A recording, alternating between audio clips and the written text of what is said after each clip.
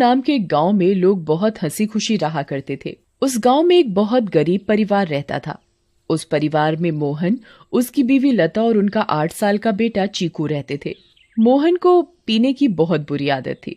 वो सुबह शाम बस शराब पीता और जुआ खेलता रहता था। मोहन की एक छोटी सी किराने की दुकान थी। मोहन कभी भी उस दुकान को ठीक तरीके से नहीं चलाता था और जितना भी थोड़ा बहुत उस दुकान से कमाता था वो सारी कमाई शराब पीने और जुआ खेलने में उड़ा देता था। वो रोज शराब पीकर लता को मारता था और उसे घर चलाने के लिए कोई पैसे नहीं देता था। एक रात लता और चीकू भूखे बैठे थे क्योंकि घर में खाने के लिए कुछ नहीं था। वो देर तक मोहन का इंतजार करते रहे। अचानक दरवाजे पर खटखटाने की आवाज आती है। माँ, लगता है पापा आ गए। वो जरूर हमारे लिए कुछ खाने को लाए होंगे। हाँ बेटा, अब हम सब मिलकर पेट भरकर खाना खाएंगे। लता जल्दी से दरवाजा खोलने जाती है। जैसे ही वो दरवाजा खोलती है तो देखती है कि मोहन के दोस्त मोहन को पकड़कर खड़े हैं और मोहन नशे की हालत में है। अरे भैया, इतनी रात को आप लोग? अरे भाभी जी, क्या बताएं, आज तो मोहन ने हद ही कर दी। इतनी शराब पी रखी थी कि इसे इतना भी होश नहीं था कि ये कहाँ पड़ा है। हम इसे चौराहे पर से उठा कर लाए हैं। अगर कोई गाड़ी वाला कुचल जाता तो बताओ, आप लोगों की तो जिंदगी खराब हो जाती। हाँ भाभी जी, बस आप लोगों का सोचकर हम इसे यहाँ ले आए, वरना तो इसका सबके साथ ऐसा व्यवहार है कि कोई इसकी मदद ना करे। मोहन के दोस्त मोहन को कमरे में ले जाकर लिटा देते हैं और वहाँ से चले जाते हैं। बेटा चीकू, आज हमें फिर से भूखा ही सोना पड़ेगा। मैं तेरे पापा के भरोसे तुझे और भूखा नहीं रख सकती। अब मुझे ही कुछ काम करना पड़ेगा। तू बस आज थोड़ी सी भूख बर्दाश्त कर ले। ठीक है माँ। चीकू और लता दूसरे कमरे में सोने चले जाते हैं। तभी मोहन नींद में बड़बड़ाने लगता है। थोड़ी देर बाद मोहन को होश आता है और वो खुद को अपने घर में पाता है। अरे ओ लता, कहाँ मर गई? मुझे बहुत तेज भूख लगी है। चल जल्दी से मेरे लिए खाना लेकर आ। लता बहुत गहरी नींद में सोई हुई होती है और उसे मोहन की आवाज सुनाई नहीं देती। मोहन 4-5 बार आवाज देता है पर लता नहीं उठती। मोहन गुस्से से लाल हो जाता है और कमरे में रखे एक मोटे से डंडे को उठाता है और दूसरे कमरे में जाता है जहां लता और चीकू सो रहे होते हैं। वो डंडे से लता को बुरी तरह पीटने लगता है। लता अचानक नींद से उठ खड़ी होती है। बचाओ बचाओ, मुझे मत मारो। मैंने क्या किया? मेरी क्या गलती है जो आप मुझे ऐसे बुरी तरह मार रहे हो? मैं आधे घंटे से आवाज दे रहा हूँ कि मुझे खाना दे दे और तू यहाँ घोड़े बेचकर सो रही है, हैं? ऊपर से मेरे साथ जुबान लड़ा रही है। मोहन लता को बहुत मारता है। आवाज सुनकर चीकू भी नींद से उठ जाता है। वो अपनी माँ को बचाने की बहुत कोशिश करता है पर मोहन किसी की नहीं सुनता और लता को बहुत मारता है। अगली सुबह जब लता उठती है तो उसे बाहर कुछ शोर सुनाई देता है। वो बाहर जाकर देखती है तो लोगों की भीड़ लगी होती है। लता पास जाती है और पूछती है, क्या हुआ रजनी भाभी? अरे तुम्हें नहीं पता क्या? क्या नहीं पता, बताओ क्या हुआ? यही कि चंपा के पति को कल रात एक चुड़ैल उठाकर ले गई। क्या? ये कैसी बातें कर रही हो भाभी आप? चुड़ैल वुड़ैल कुछ नहीं होता। आप भी किसी की बातों पर यकीन कर रहे हो। यकीन कैसे ना हो बहन, मैंने खुद अपनी आंखों से उस भयानक चुड़ैल को देखा है। उसके लंबे बाल, लंबे लंबे नाखून और दांत, उसकी लाल आंखें और डरावना चेहरा मैं कभी नहीं भूल सकती। जब मैं आधी रात को पानी पीने के लिए उठी तो थोड़ी ठंडक लेने के लिए खिड़की पर खड़ी हो गई थी और तभी मैंने देखा कि एक चुड़ैल चंपा के पति को हवा में उड़ाकर ले जा रही है। ऐसी बात है तो हमें संभल कर रहना होगा और शाम होते ही अपने घर के खिड़की दरवाजे बंद करने होंगे। बिल्कुल सही कहा लता भाभी आपने। सब अपने घर चले जाते हैं। लता भी काम ढूंढने निकल पड़ती है। वो घर घर जाकर काम मांगती है पर उसे कहीं काम नहीं मिलता। अंधेरा होने लगता है और आखिर में उसे सरपंच मिलता है। क्या हुआ लता? बड़ी परेशान दिख रही है। बस क्या बताऊं सरपंच जी, चीकू के पापा का तो सभी को पता है कि वो ठीक से कमाते तो है नहीं और जो कमाते हैं उसे दारू में उड़ा देते हैं। इसीलिए मैं ही काम ढूंढ रही हूँ ताकि अपना और अपने बच्चे का पेट भर सकूं। ऐसी बात है तो मेरे पास एक काम है। मेरी माँ बहुत बड़ी हो गई है और बिल्कुल चल फिर नहीं सकती। मैं उनकी देखभाल के लिए किसी को देख रहा था, पर अगर तुम चाहो तो तुम ये काम कर सकती हो। मैं तुम्हें महीने के 2000 रुपए दूंगा। आपका बहुत बहुत धन्यवाद। बस एक दिक्कत है कि तुम्हें देर रात तक रुकना होगा, जब तक कि वो सो नहीं जाती। मुझे मंजूर है सरपंच जी। ये लो फिर 500 रुपए और कल से आ जाना। लता खुशी खुशी घर जाती है और ये बात चीकू को बताती है।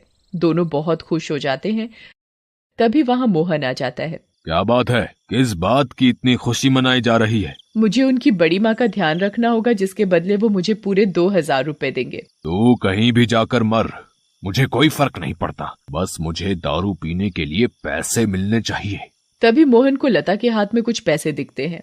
मोहन वो पैसे लता से छीन लेता है। लता बहुत रोती है और अपने पैसे मांगती है, पर मोहन उसकी एक नहीं सुनता और दारू पीने चला जाता है। लता उन पैसों में से कुछ पैसे अपने पल्लू में पहले से ही बांध लेती है, जिसका वो घर का राशन ले आती है। उस दिन लता और चीकू पेट भरकर खाना खाते हैं, चैन की नींद सोते हैं। दूसरी ओर चुड़ैल का आतंक शुरू हो जाता है। वो आसमान से आती है और गांव वालों के घरों के ऊपर उड़ती रहती है। वो कभी किसी के घर के ऊपर तो कभी किसी और के घर के ऊपर अपने शिकार की तलाश में उड़ती रहती है। अब मैं अपना शिकार करूंगी। किसको लेकर जाऊं आज अपने साथ? किसको? बहुत देर तक चुड़ैल को कोई दिखाई नहीं देता। लगता है इस गांव के आदमी बहुत चालाक हो गए। अब इन्होंने रात को निकलना ही बंद कर दिया। अगर ऐसा रहा तो मैं अपना शिकार कैसे करूंगी? किसको लेकर जाऊं अपने साथ? किसको लेकर जाऊंगी अपने साथ? तभी भोला रात को घर के बाहर आता है और रस्सी पर सूख रहे कपड़े उतार कर इकट्ठे करने लगता है। चुड़ैल की नजर भोला पर पड़ती है। मिल गया मेरा शिकार। चुड़ैल भोला पर हमला करती है। वो उसे एक हाथ से पकड़ती है और अपने साथ हवा में उड़ाकर ले जाती है। बचाओ बचाओ, मुझे छोड़ दो, जाने दो मुझे। तू तो मेरा आज का शिकार है, ऐसे कैसे छोड़ दूं? तभी भोला की बीवी बाहर भोला को देखने आती है। उसे भोला घर के बाहर कहीं नहीं दिखता, पर फिर उसकी नजर ऊपर जाती है और वो देखती है कि चुड़ैल उसके पति को लेकर जा रही है।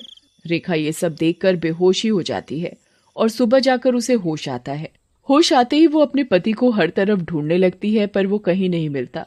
वो यहाँ वहां पागलों की तरह भागती है और चिल्ला रही है। तभी गांव के लोग इकट्ठे हो जाते हैं। क्या हुआ रेखा भाभी? अगली सुबह जब लता उठती है तो उसे फिर से घर के बाहर कुछ लोगों का शोर सुनाई देता है।